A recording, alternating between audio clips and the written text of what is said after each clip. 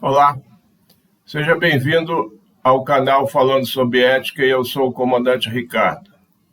No último vídeo falamos sobre ética dogmática e a ética da responsabilidade, no qual abordei a diferença entre a ética associada a decisões simples de sim ou não e decisões que envolvem uma série de medidas a serem tomadas antes de implementar a decisão, pois estão relacionadas com o outro.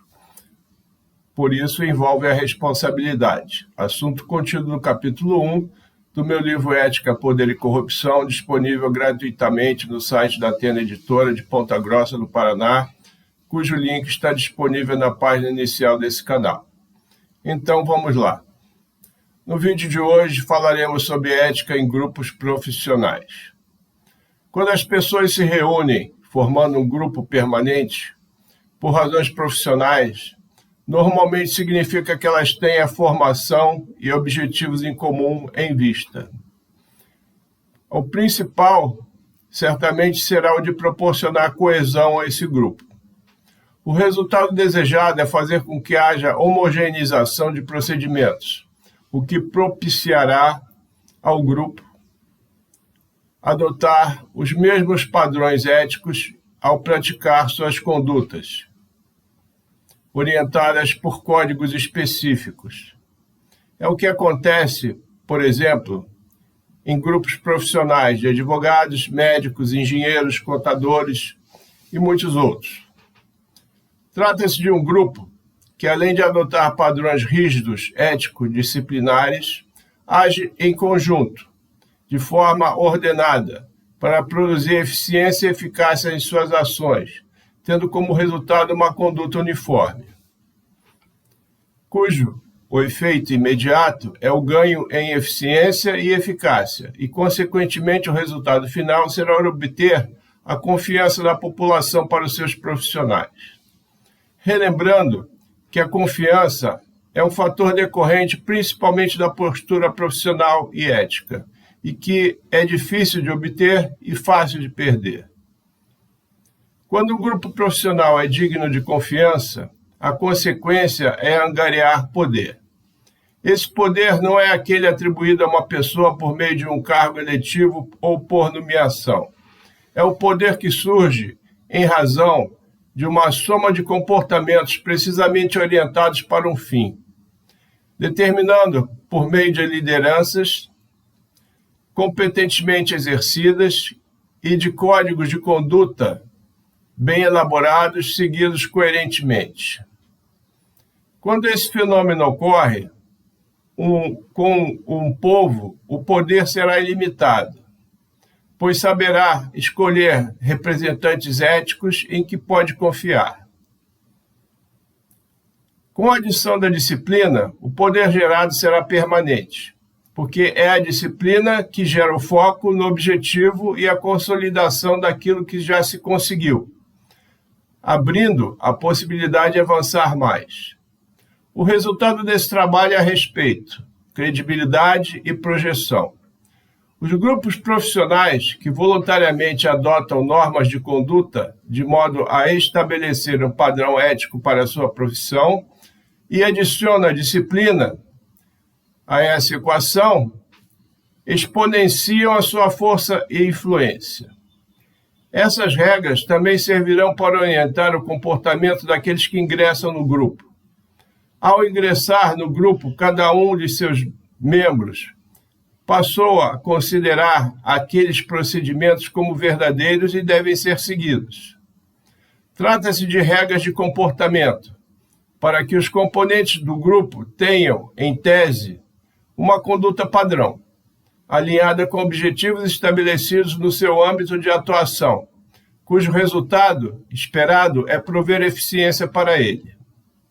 Normalmente, a denominação dada para esse grupo de regras é código de ética, como comumente nós observamos em grupos profissionais. Entretanto, nada mais é que a reunião no único documento interno do grupo daquelas regras acima mencionadas.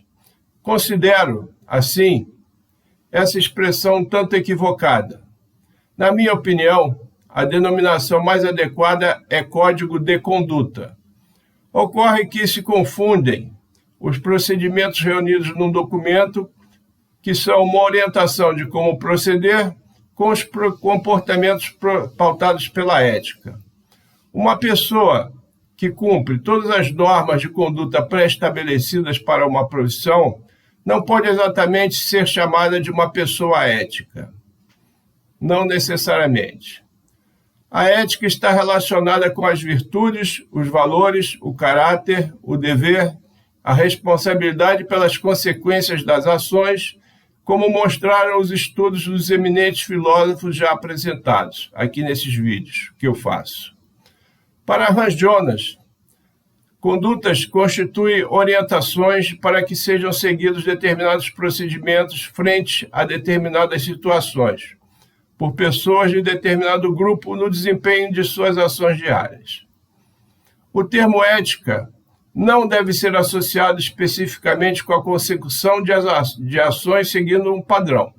Deve ser relacionado com o resultado dessas ações, que foram realizadas por pessoas que observam a mesma retidão moral, técnica, cultural, de lealdade, de conduta, etc., ao longo do tempo, num determinado ambiente.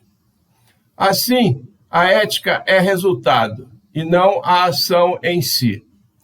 Ou seja, a pessoa que faz parte de um determinado grupo profissional e que segue estritamente o código de conduta que norteia as ações daquele grupo e observa o exercício das qualidades acima descritas é considerada uma pessoa ética naquele universo.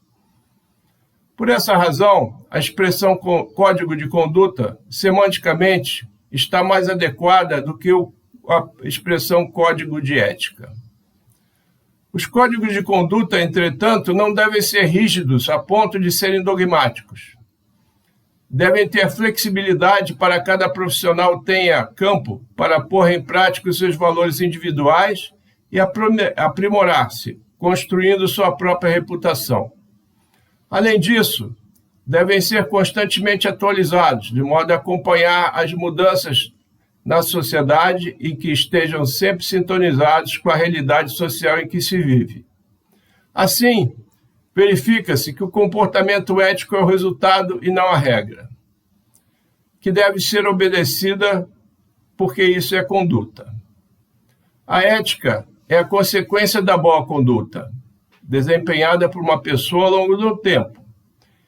É isso que é a construção da reputação, que, como afirmei em vídeo anterior, é difícil de ser construída, fácil de ser destruída e muito difícil de ser reconstruída para alcançar aquele patamar inicial. Portanto, uma pessoa, para ser considerada ética e digna de confiança, é preciso que realize um esforço contínuo de ser ética naquilo que faz todo o tempo, tornando-se essa prática um hábito. Bem, por hora era isso que eu queria transmitir para você que me prestigia nessa atenção, com a sua atenção nesta manhã de domingo. Deixo aqui meu muito obrigado. Se gostou do conteúdo, deixe o seu gostei e, se desejar, compartilhe esse vídeo e inscreva-se nesse canal. Até o próximo domingo, com o tema Ética e Liderança. Este é o canal falando sobre ética e eu sou o comandante Ricardo. Aguardo você. Até lá.